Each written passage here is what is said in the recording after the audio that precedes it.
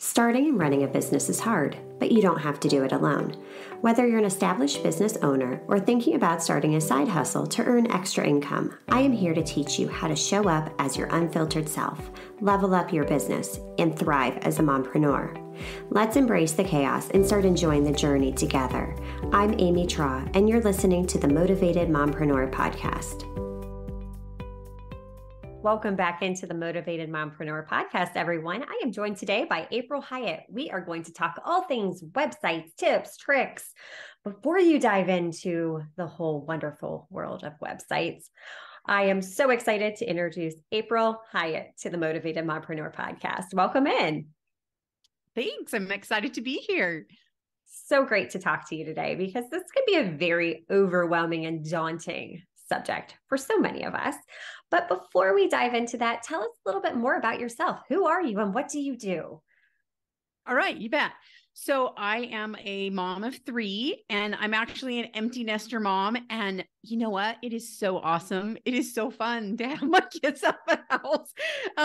I know some people think it's scary, but I'm one of those people that love every minute of it. So anyway, it's fun. Now my kids are adults and I love it. I love the new relationship with them and it's kind of fun. So anyway, and then I am a website builder, and I actually got into doing this because one of my kids was struggling with some mental health concerns when he was a teenager.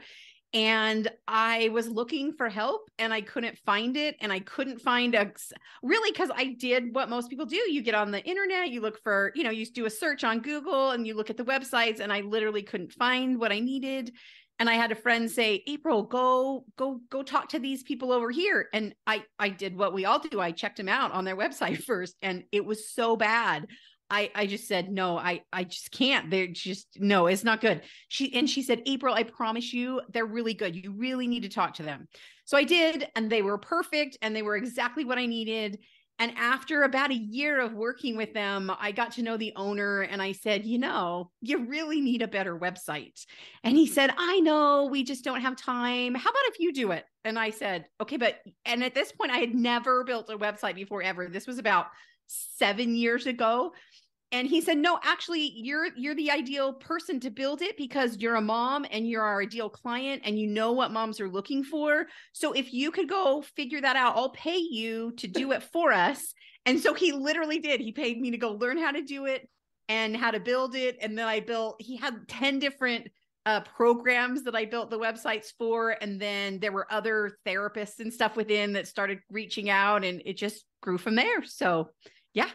That's incredible, though. I mean, talk about just being thrown into a situation. It's like, throwing a kid in a swimming pool and be like, okay, here, swim. I mean, that's incredible. Right. How you rose up to the challenge and you learned so much from it, I'm sure, because learning to build a website, especially, I mean, technology really has come a long way in recent years of making things much more drag and drop versus having to know the whole coding and back end, but there's still a lot that goes into it. So what advice? Yes, for sure. Yeah, definitely. So what advice can you give our listeners before you even start looking to build a website? What are some things that we should know? What should we keep in mind before we even start building it? That's a great question. So I have some specific thoughts on that because I do get quite a few clients that come to me and they say, April, I'm ready. I got a business. Let's build a website. And we go through some, and I'll tell you what the questions are, but we go through some questions and I think, not quite. We got a few things we got to iron out first. So number one, the first thing that you want to do is figure out exactly what your service is or what your product is. You have to know what it is you're selling. You can't just be like, for example, a life coach. We need to know what your program is, what it is that you're doing, and how you help people. And then with that, you want to know exactly who it is you work with and who you serve. And I'm just going to use life coach as an example, just because that's an easy one. But it's people that say I'm a life coach, that doesn't tell me anything. Do you work with moms? Do like you do, Amy? Do you work with divorcing women? Do you work with men? Do you work with and not just men in general? Like, do you help men over 50? Or you just want to be very specific about who it is you work with. And then you want to know exactly what problem it is you're solving. And I'm sure these are all the things, Amy, you have taught and everybody else in the podcast. I'm sure our listeners have heard all this before, but you really have to know that, because when you're building your website, you got to know who it is you're talking to and how it is you're helping them. And then a couple of other things, you want to be really clear on what people are supposed to do to work with you. What is your process for somebody to work with you? So I get to your website and I'm looking around and I'm thinking, okay, yeah, you're awesome. I want to work with you. So what do I do? So have a process in place. Like, number one, they schedule an appointment with you. Number two, you set up a plan and you go through whatever your process is called. And then number three, you do whatever that happens to be. So know what the process is before you build the website, because you're going to want to put it on the website. And if you have no idea how people are going to get to you, it's really hard to build. And yeah, those are the biggest things to know ahead of time. And then last, if you know some of your branding. Now, branding is a whole nother topic that I'm sure you talk about in other episodes. In fact, I just listened to one this morning where you were talking to somebody about branding, but part of your branding is your colors and your fonts and your logo. And you want to be consistent wherever you are. If you're on social media and your colors are blue and purple, then you get to your website, your colors should still be blue and purple. When you go to Pinterest, your colors are still blue and purple. Your logo's the same. Everything's the same everywhere you go. But if you don't know what that is, it's really hard to build a website, because then you end up with something that's kind of haphazard and 12 different colors and you're putting different stuff different places. And anyway, it just doesn't look consistent or coherent. Is that the right word? Like, where it's the same. So important. I love that, because without clarity, you're going to have a hot mess of a website. People are going to come to it. They'll be very confused on what they're supposed to do, what their even next step should be. But by getting really clear on that, it makes it easier to develop. You can get that messaging honed in and make that process simple. People love to know the 3 steps. Okay, 3 steps. Yes, I can do this, this, and this. Don't assume they know it. So thank you.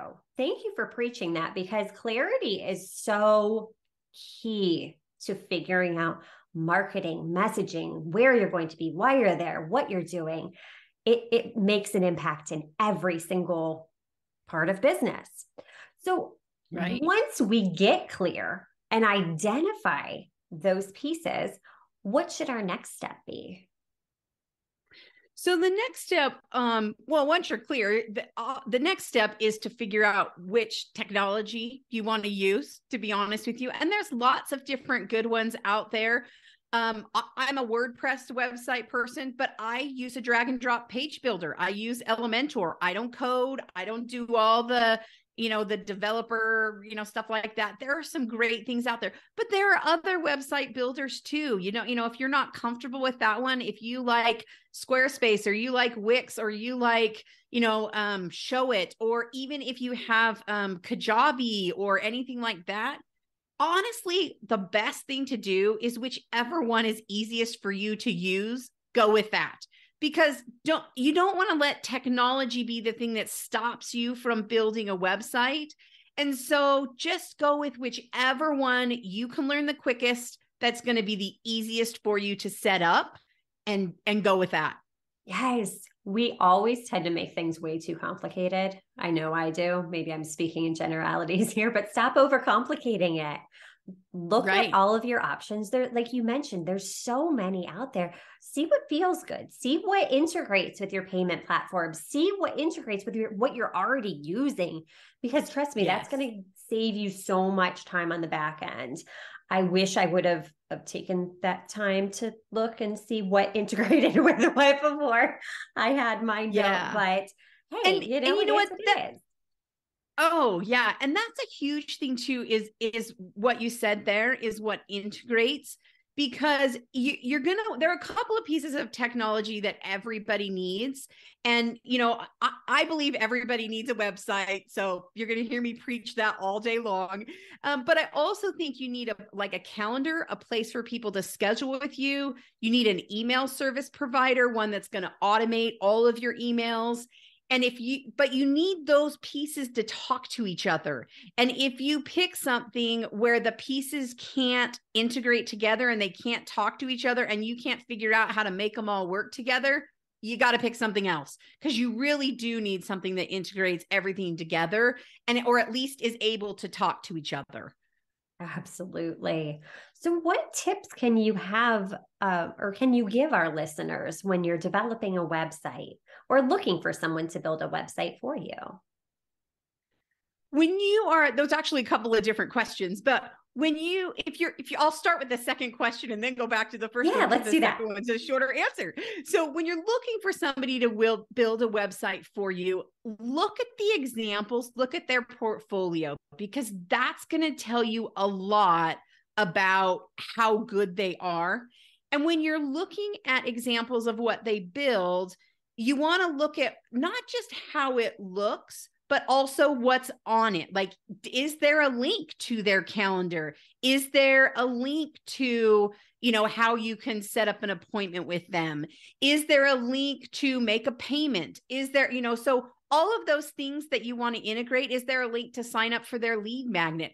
Make sure that whoever's building the website builds websites that have those things so that that you're getting somebody that does that. You also have to look at what different website designers will ask for, because not all of them are the same. Some people will say, hey, I can build you a website. You provide all the images, you provide all the content, you tell me exactly what you want on it and every single page on there, and then I'll build it for you. Well, if you don't know any of that information because you're thinking the website person's doing that for you, you're thinking, well, isn't that your job? Like, isn't that what I'm hiring you for? Then it doesn't really help you. So you have to look at what services that website person is providing for you. Are they going to help you write the content? Are they going to give you suggestions on images? Are they going to pull stock photos for you? Do they know what they're doing and they can talk you through, all right, here's your business and here's some of the pages I think, that I recommend you have. And then they have a conversation with you about it. And together you guys go through the process.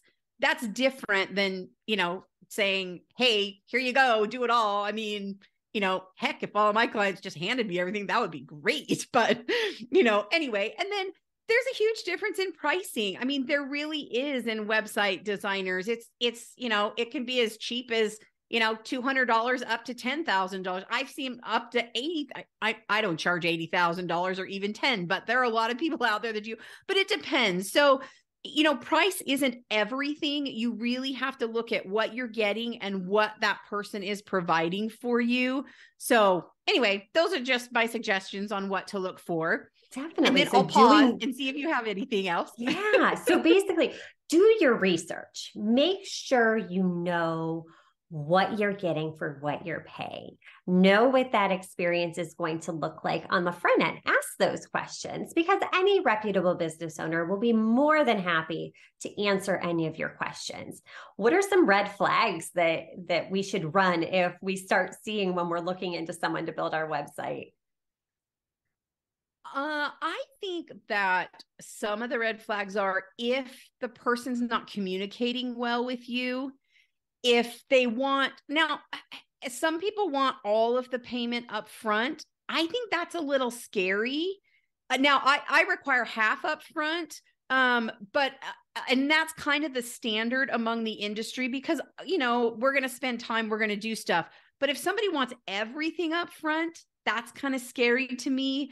If they don't meet with you and get all of the information ahead of time, in exactly what it is you want, they talk about your branding, unless the person's doing the branding for you, but they get a really good idea of who you are and what your business is going to be. I think it's hard if you have to provide everything. If it's just a designer that says, yeah, send me all the stuff. I think that's really hard because then you just end up with a website that isn't you. I don't know. If you can provide everything, you could probably build it yourself. I don't know. Exactly. No, So, that's great advice. So circling back to the first question, what tips can you give us for building our own website? yeah, you bet. So this is my favorite thing to talk about, actually, or just some fun tips that I think, and some things that I see that people do that I think, oh, if they would just do this little thing, it would be better.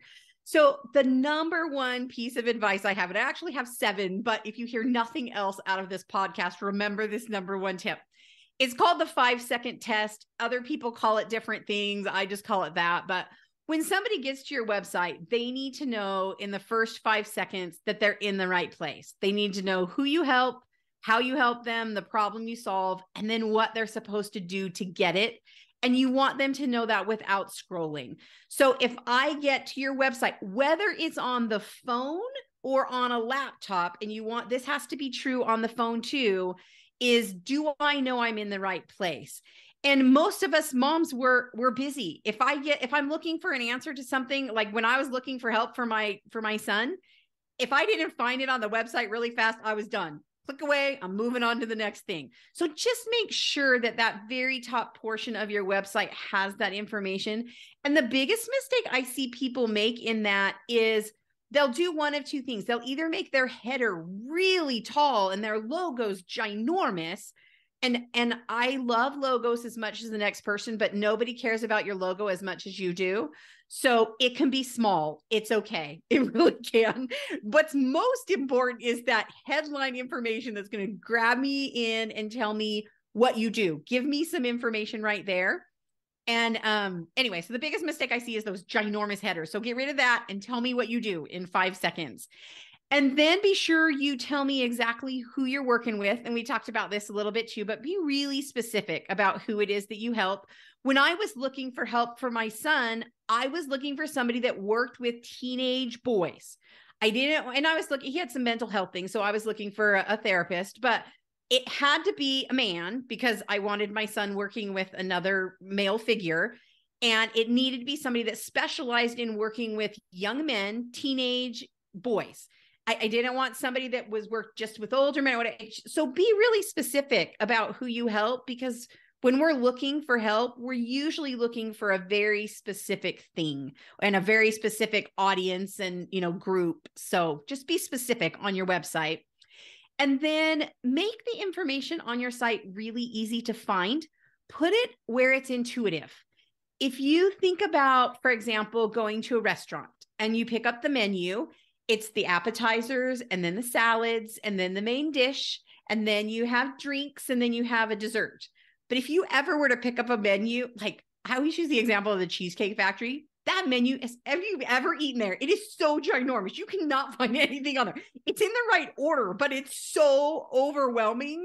It takes me forever to pick something to eat because it's too much. Yeah. So don't be the Cheesecake Factory, just basic, just put things right where they're supposed to be. The home, your about page, your work with me page or your services, and then make sure you include a contact page. I'm always really surprised at how many people don't have contact information in a place that I would look for it. And I'm going to look either at the top right of your website for a contact, either a page or a link or something, or I'll scroll down to the very bottom and look in the footer. But if you don't have it in either of those places, I'm never going to find it. So just put it somewhere that people know where it is. And then just a couple of other things that I recommend. Make sure that you have a really clear call to action. Make sure people know what they're supposed to do when they get to your website. Don't leave them hanging. You got them. They're there. They're reading. Tell them what to do next. What do I do? So give them that information and make it really clear. And then we all like social proof. So get some testimonials. Ask people that have worked with you to write you something up. And it's really easy to get testimonials if you ask. The hardest part, I think, is just asking people for them. But ask those that you've worked with, hey, could you just write something up for me? And is it okay if I use it on my website? So get those testimonials. We all read reviews. We all read those. We want to kind of, when we're making a decision, we want the confidence that we're making the right decision. And that's what those testimonials give us, is the confidence that, hey, this worked for so-and-so and so-and-so, so it's going to work for me. I'm making the right decision here. And then last of all, use your website to collect email addresses. They're really important. You should have a lead magnet on there. So make sure that you have a place that people can give you their email address, because not everybody that gets to your website is ready to buy something. They may just be looking and they think, oh, this one looks good. And then give them something so you can get their email address and you can follow up with them. And then I said the last one was last, but just kidding. I have one more. So this really is the last one, but these are pretty big. Make sure that your website loads fast in less than 2 seconds and it looks good on a cell phone. Because a lot of us, and especially moms, are looking at their phone when they're waiting for their kids. They're sitting in the carpool line, when they're sitting at the doctor's office, when they're sitting at that wrestling match and it's in between and their kid's not up. And, you know, you don't want to watch 12. My son wrestled, can you tell? And so you're just on your phone scrolling or, you know, whatever. So make sure it looks really good on a phone too. April, those were just such simple, impactful strategies that anyone can implement. So you guys, do your research, stop overcomplicating it, and don't forget about that phone view. It doesn't have to be as complex as we're making it out to be. April, this was incredible. This episode was packed full of so much value. Where can we learn more about you? So I'm really original. My website is aprilhiatt.com and my last name is spelled Hiatt. But if you spell it wrong, like the hotel, you still get me because I just pointed one to the other. Little trick. If you have a funny name like mine that's spelled different ways, you just buy the way people spell it wrong and you point it to the real one. So, but the real one is April Hiatt, Hiatt.com. And then I also, is it okay, Amy, if I tell you what you can get on my website? Oh, please do. Okay, awesome. So I have a lead magnet on my website too, where I would love it if you signed up and I got your email address. But what it is it's a layout. It's your website layout. So it's not based on which platform you use, but it's how you lay out your website in a certain way that helps people go down the page. Because when you're building it, you might be looking at a blank screen going, I have no idea what to put here and what goes next and what goes next. So it's called the high converting homepage layout, but you get the homepage, you get the about page, and you also get the services page. And I give you just exactly how to lay out those pages on your website so you know exactly what to put where. That is amazing. If you could leave us with one takeaway before we leave, what would it be? I would say that don't not build a website because you think it's too hard or you don't know what to put on it or whatever. Just go for it. You can change it. It's not set in stone. So if you're thinking, okay, I think this is who I'm working with and I think this is what I'm doing and whatever, if you've got a pretty good idea of what you want to do, just do it. And then if it doesn't work, you change it. And then if that doesn't work, then you change it again. I've probably changed my website 12 times in the last, 4 years or something. You make changes as you go along. So don't not do something because you're not quite sure of exactly where you're going yet. You learn that along the way. So good. Such great advice. April, thank you for taking time out of your busy schedule to share your value with our community today. Until next time, stop dreaming and start taking messy action. You've got this.